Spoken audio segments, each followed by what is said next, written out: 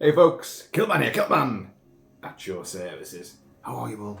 Hope you're doing very, very well. Well, here we are for part 2 of our rather extravagant and really in-depth look at Neca's Ultimate Macready Outpost 31 action figure.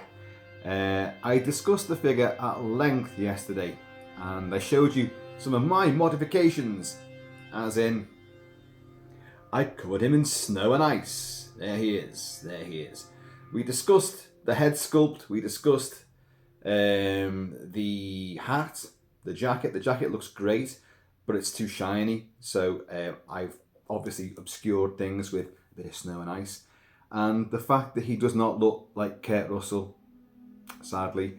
It's funny how Neca can do certain things like Michael Myers, albeit a mask, I know, but even the 2018 and Halloween Kills Michael Myers, there's lots of detail there. It looks identical in this size figure. They do Arnie from Predator as Dutch. Fantastic. That is miniaturized Arnie. They do him from Terminator. Perfect. They do Donald Pleasance from Halloween 2. Perfect. But they can't do Kurt Russell.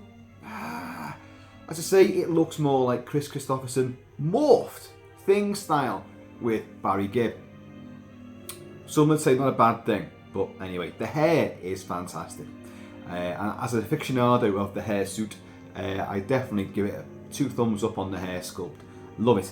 And obviously, if you're going to do the frosting effect like I showed you yesterday, using flour and then a bit of hairspray or whatever you want to use to lacquer it with and make it stick on, you could obscure the nose and the face a bit more. You know, you could get away with it a bit more. I don't know. It's up to you guys.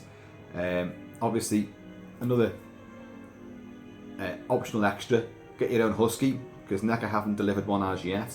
So husky dog there, which I've worked on. Block of ice. Oh, it's very slippy on this table. Covered in ice. Obviously spider head with a bit of polystyrene attached to him. It's like he's secreting something. But yeah, so block of ice made out of polystyrene, to the right dimensions and all that. The big whiteout again, I know. But you saw all that. So these are all things that you can work with and play with yourself and try to devise. As I said in the previous video, I fully intend to do a sort of big diorama of this. Are we on an angle? Are we slightly angled here? I think we are. Excuse me while I manipulate you guys, just slightly. There we go. Is that straight or has that gone the other way? Whatever. We're here. I do intend to construct some form of diorama, some snow and ice encrusted, dilapidated ruin of the room in the Norwegian camp where Macready and Dr. Copper encounter that block of ice, because although this figure has several other heads which I'm going to discuss and a few other odds and bods which you could make another little diorama if you wanted to, that's up to you. But the image that this figure brings to mind for me personally is of that discovery sequence going through, the eeriest sequence in the movie, creeping through, which I do believe, isn't this the music from it right now? Creeping through the burnt out remains of the Norwegian camp, which, yes, I know. We all know it's actually the American camp, but after they blew it all up at the end, that's when Carpenter and Co went in and filmed, using it as the ruined remains of the Norwegian camp. Clever thinking, that. Clever thinking. So, anyway, the figure itself, yeah, you've got more hands. There's 3. Let's see if I can show you this now without them falling all over the place. There's 4 other hands. 4 other hands in there. 3 of which are nudie, just nudie hands. There's another gloved hand. The other gloved hand is the one that I would personally use for holding the lantern, which I discussed yesterday. The lantern's very flimsy and it's a pain in the arse. No, I've actually used both hands. In the film you often see him holding it that way round. I've used the hand the other way round. That hand I found was even harder to get the handle into of the lantern, because the gap between thumb and index finger, gloved thumb and index finger, was so severely tight, and even hair drying it and trying to manipulate it, it wasn't going to happen. So mine still, folks, is in the wrong shaped hand, but he's holding it sort of that way around now. But at least he is holding it, and I've got it in there. While I've got hold of him, the boots. Okay, now the boots they're pretty much correct as the military Arctic footwear that he does wear in the movie. But what they haven't done correctly is I'm nitpicking, folks. This is nitpicking, but hey, I can do this. His flight suit is tucked into the boots when really it should come down a lot further down here. It's giving the impression that these are like friggin' German paratrooper boots from World War II, and they're not.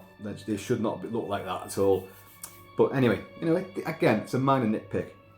I have not manipulated the limbs and the joints any more than I did yesterday or the day before, and so I haven't tried to loosen anything up. I'm not doing it. He's in the pose I want him to be in. So, regardless of any other ideas I might have for this figure, like making him sit off with a glass of J&B, which, by the way, as I said yesterday in the video, I had 3 more bottles of this in the other room. Well, I drank that bottle yesterday. Well, not that one. This is now another bottle from the storehouse. And there's a bottle of real J&B, yeah. And it's only a blend, folks. Don't go thinking that J&B is like some fantastic, wonderful, wonderful whiskey.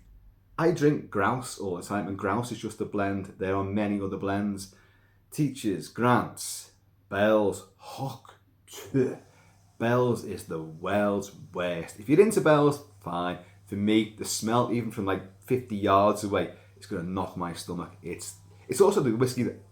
It's how I got into drinking whiskey, was drinking that, as it happens. But hey, that's a memory long since removed from my mind.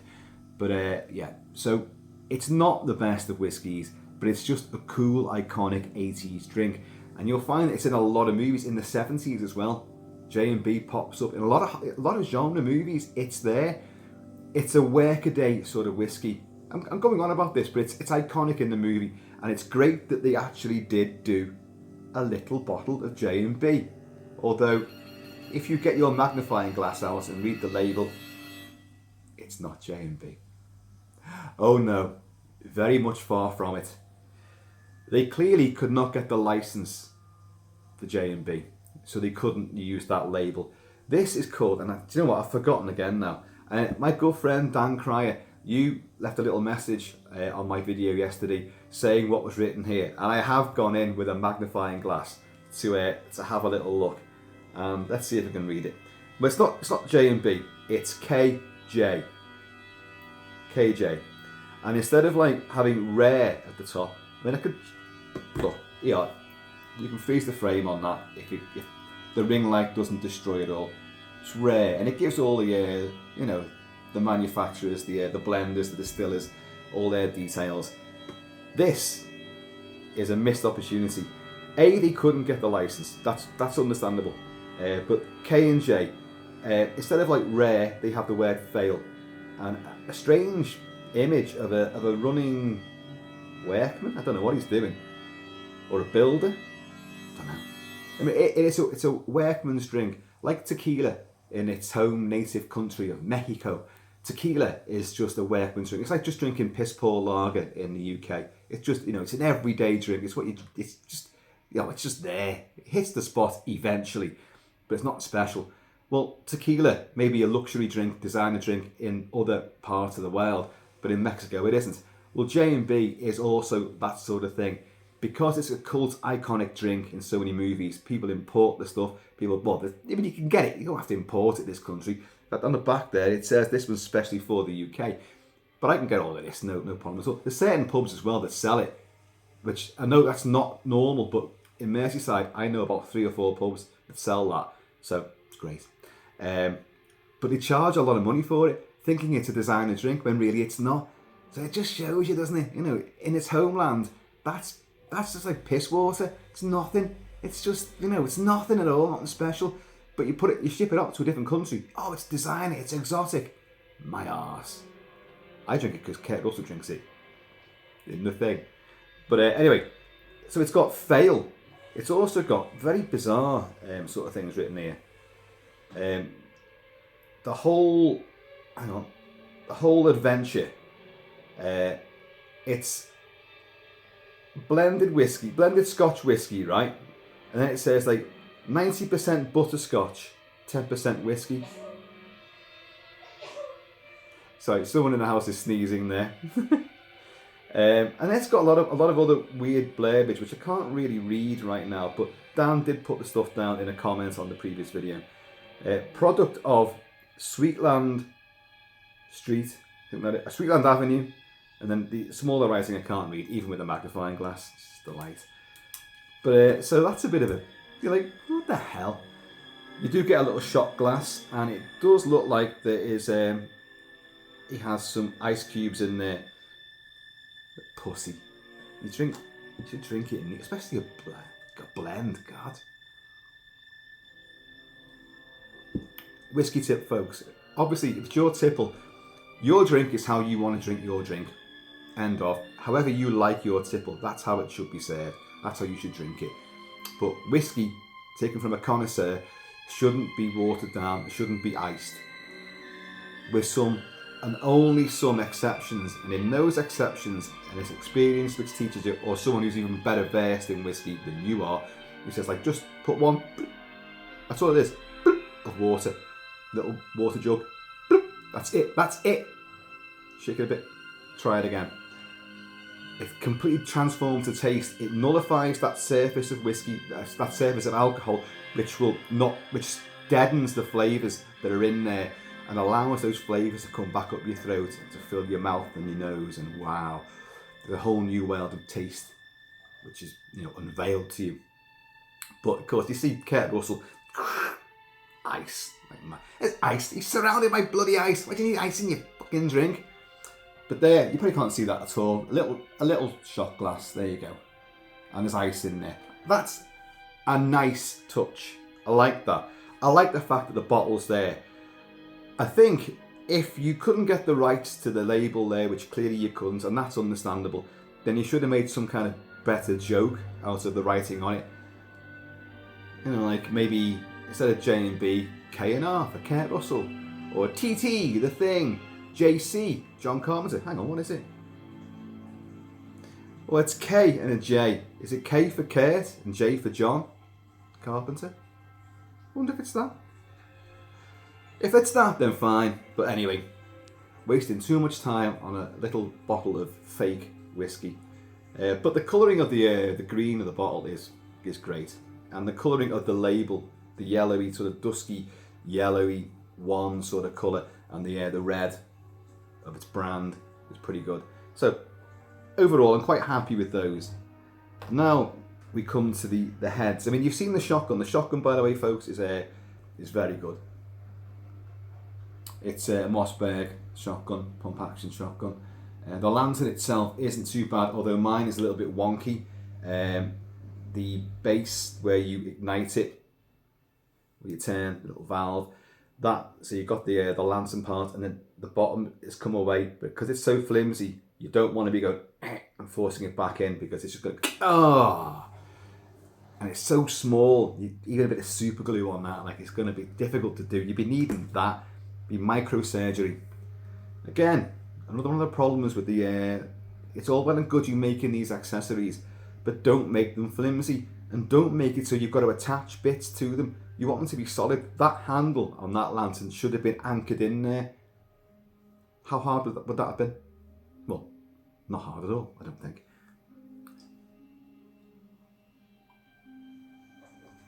As you heard, once again, we are playing the fantastic score to the thing from mainly Ennio Morricone, but also I've got the embellishments here of John Carpenter and Alan Howarth.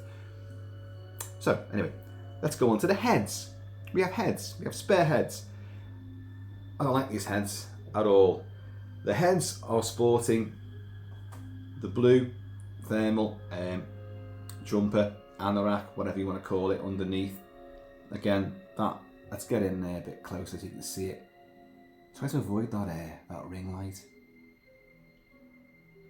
Now, with the sun, the anti-glare sun goggles on, that looks alright. You take those off, again, it looks fuck all like Kurt Russell. In fact, it looks unbelievable, and the expression on his face is really unbelievably stupid. I don't get it. I don't get it. And also, a thing about those goggles is, now, they are separate. You've got to put them on. Now, luckily, can you see the hood? This royal blue hood. I've got this sweatshirt somewhere. Oh God, I thought I put it down. Once again, I didn't. You can, the arms of the glasses, the goggles, you can fit down the side of the hood, so they do fit on there quite nicely. That's quite good. But there should be a strap so that you can take them off and they hang around his neck, around his chest. I've got not the exact sun goggles there that he wears in the movie, but I've got very, very similar. I mean, it's hard to get hold of those ones now, and they're expensive.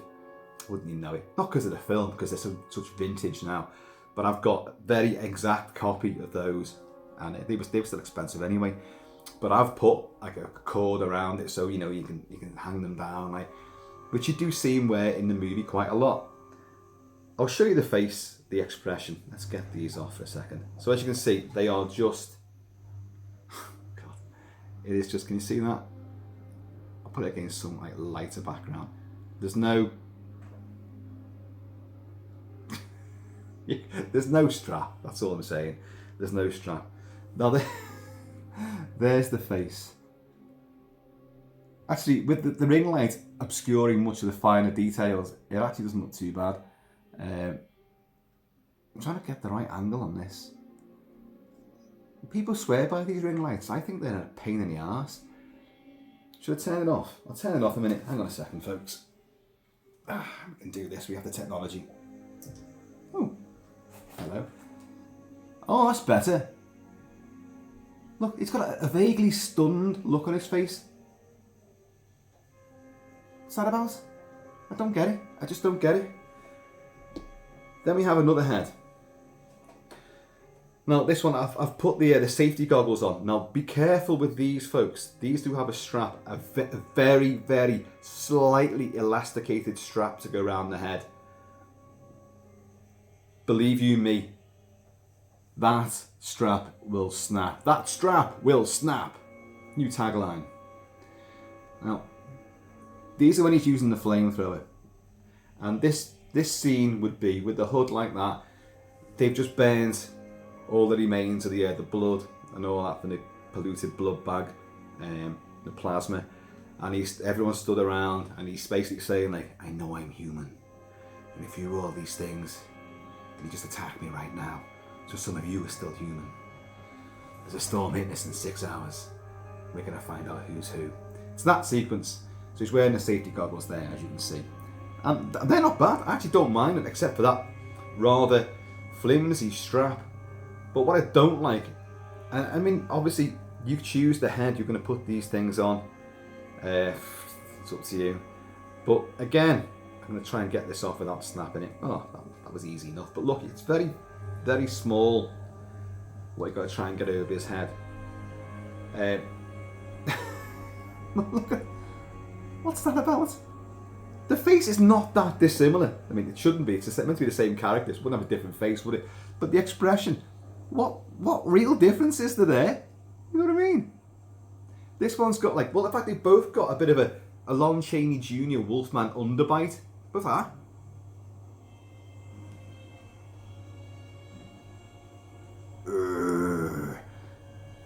I don't get that at all.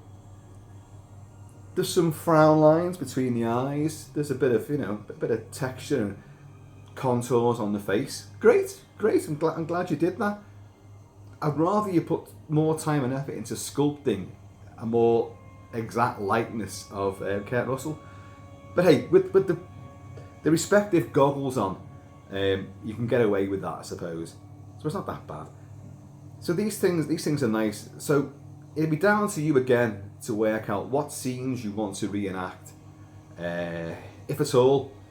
Because as I keep banging on, these figures are well worth it if you are lucky enough they don't break on you, and you can actually ease the joints up and put them in the positions you want them to be in.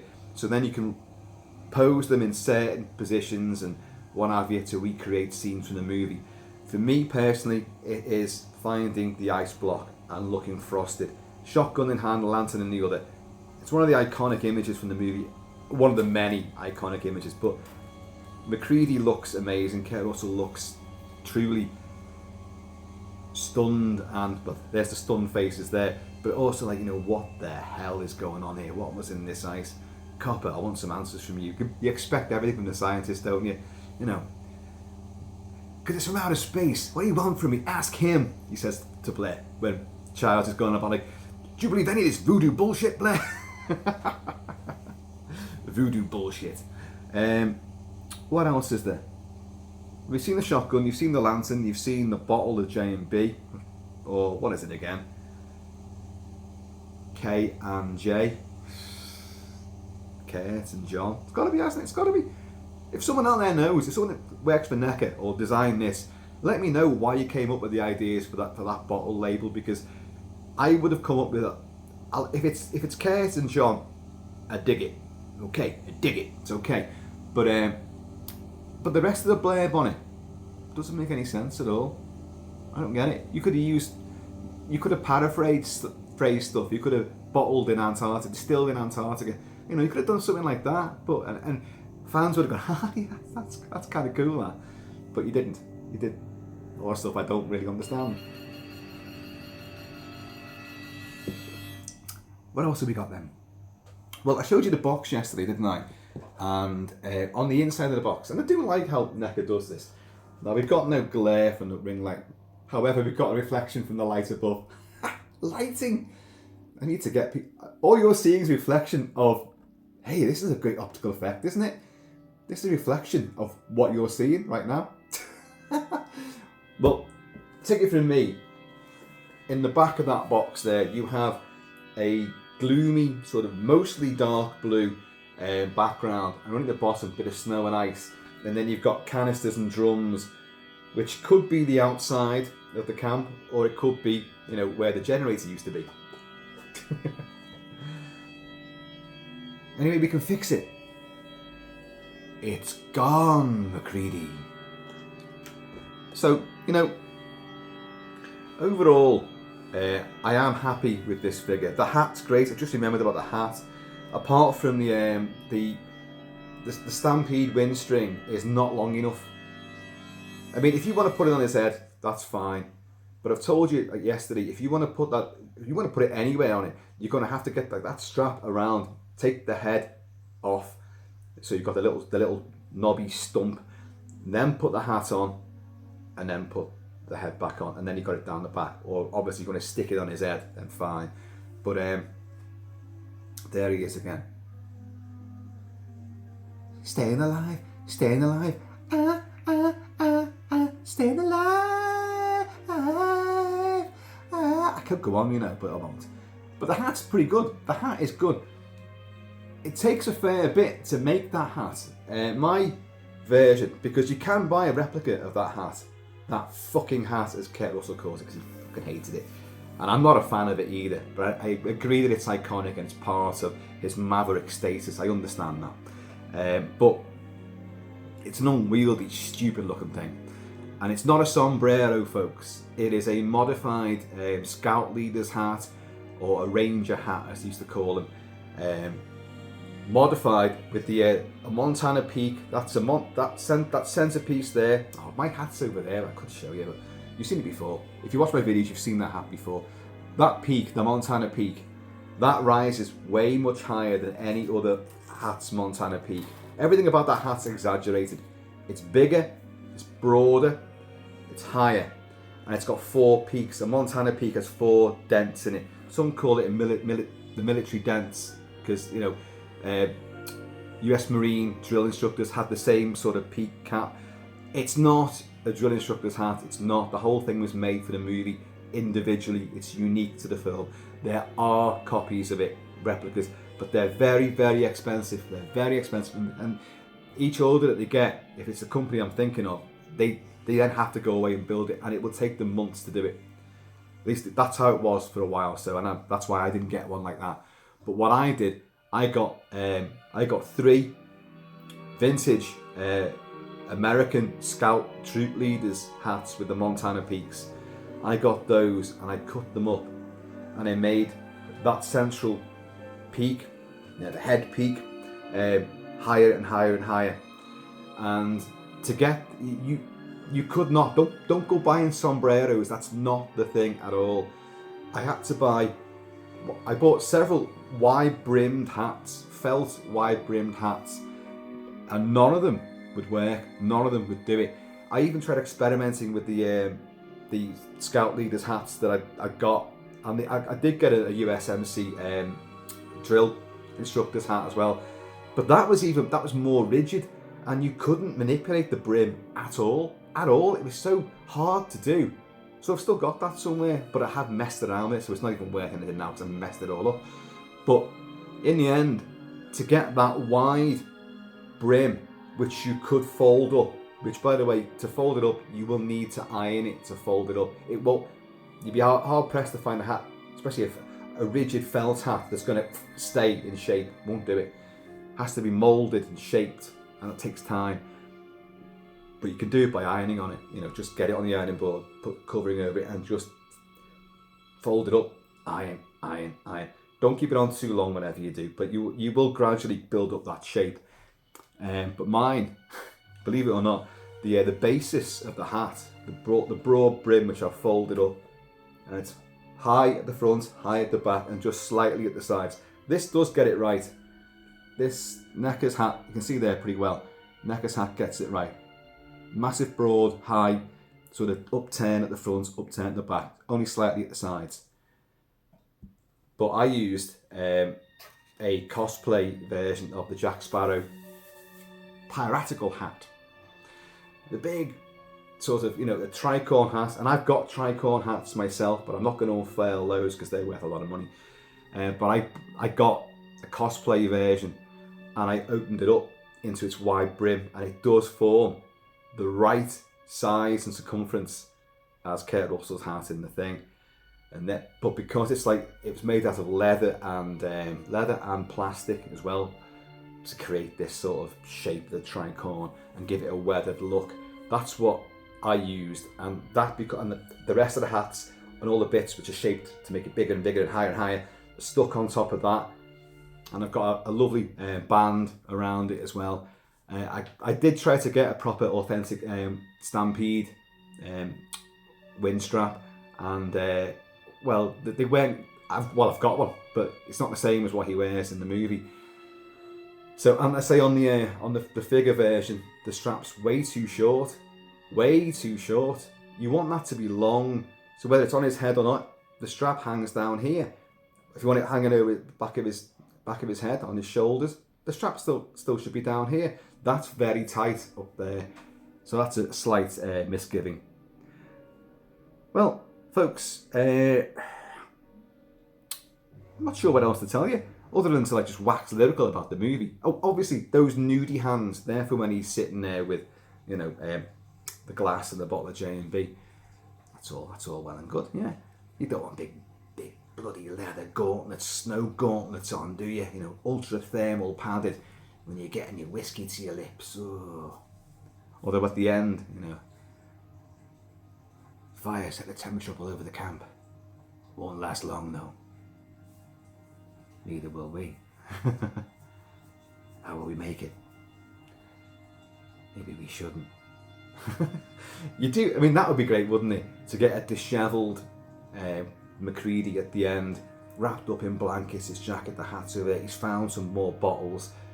Are they bottles of J&B or are they bottles of, kerosene? Because he's made Molotov cocktails, hasn't he? And let's not get drawn into this. But he gives it to Childs, and Childs just drinks it. Yeah, because Childs is the thing. Childs is not the thing. Neither of them are the thing. Neither. You can make up your own minds, of course. That's the beauty of the film. But at the end of that movie, as I've said so many times, the real tragic thing about the thing, they do defeat it, but in defeating it, they've killed themselves. And at the arsehole of the wild Antarctica, you've got the two last remnants of humanity who are sitting there not trusting each other in that black and white chess game, which at the start of the movie, you've got Kurt Russell, Macready playing computer chess, black against white. It's not racism, it's just imagery. And, you know, and he doesn't like to lose, so he cheats, you know, he burns it out, cheating bitch. But so at the end, because the two of them have been antagonists throughout the entire movie, as we know, and at the end, one can't trust the other, but there's nothing we can do. We're not much shape to do anything about it. I mean, just wait here for a while, see what happens. Bum, bum, bum, bum, bum, bum, bum, ding, ding, ding, ding,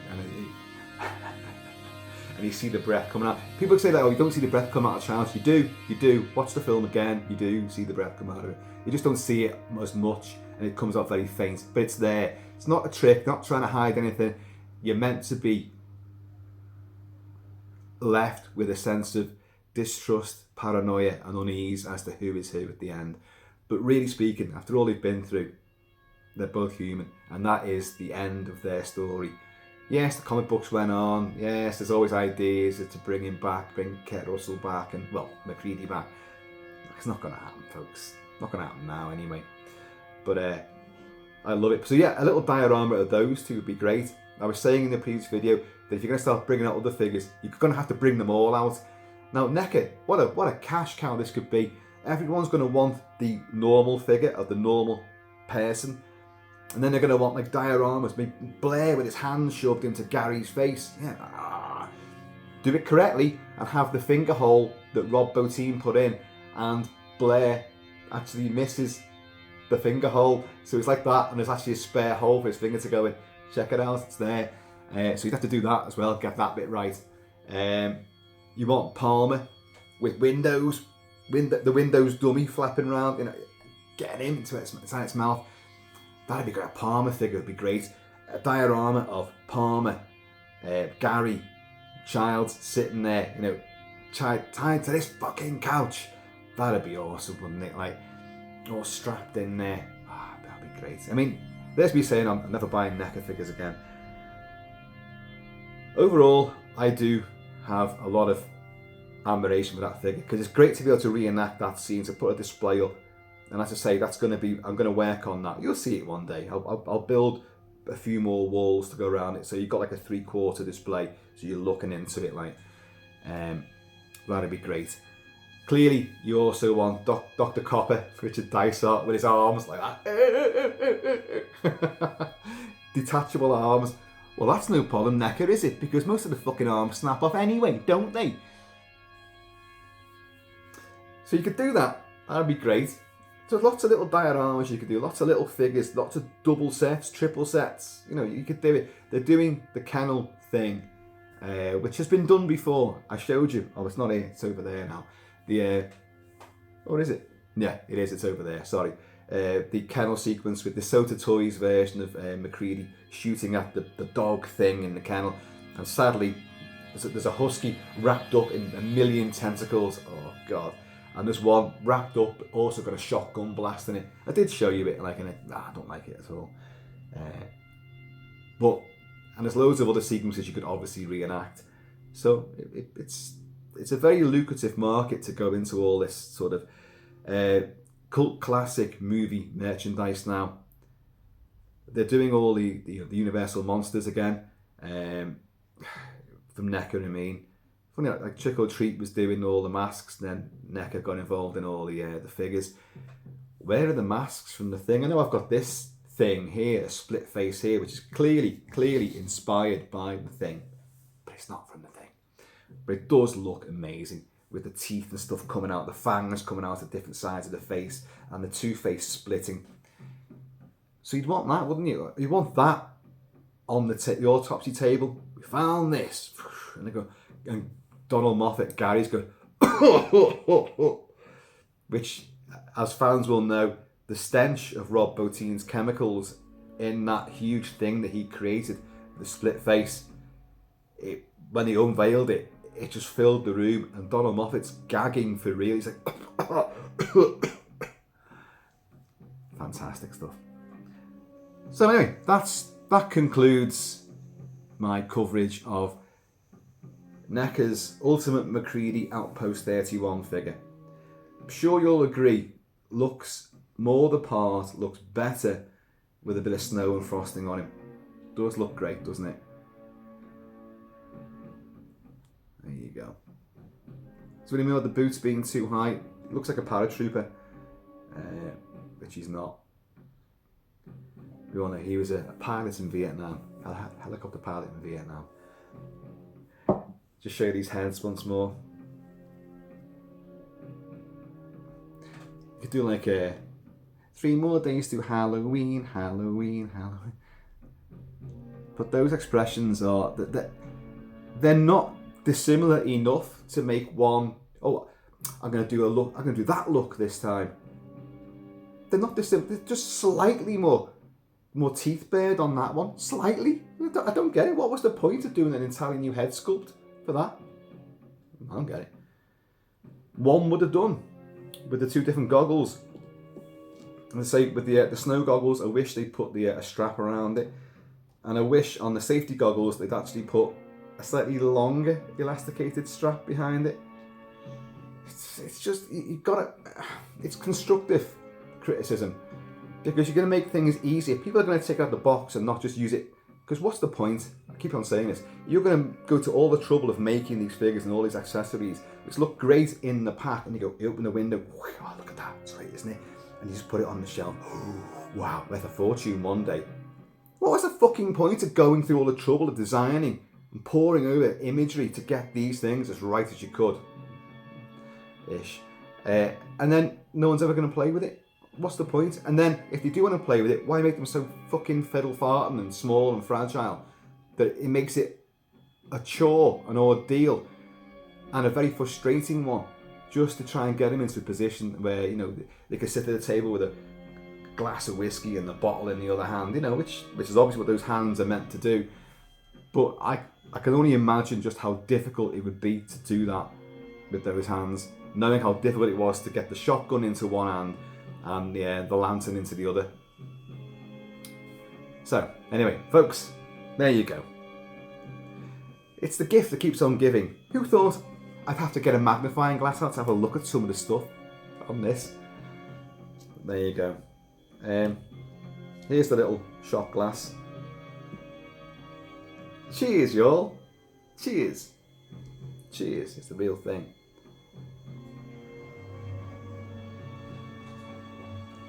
And so what do I do now then? Not going to the zoo today. Did that yesterday. Got some videos. I'll put them on for you at some point. Well, I might. And so for me and the boys, all that's left to say now is just going to head up to my shack and get drunk. I'm going to see you all. It's fucking cold. Laters. Oh, God, first goddamn week of winter.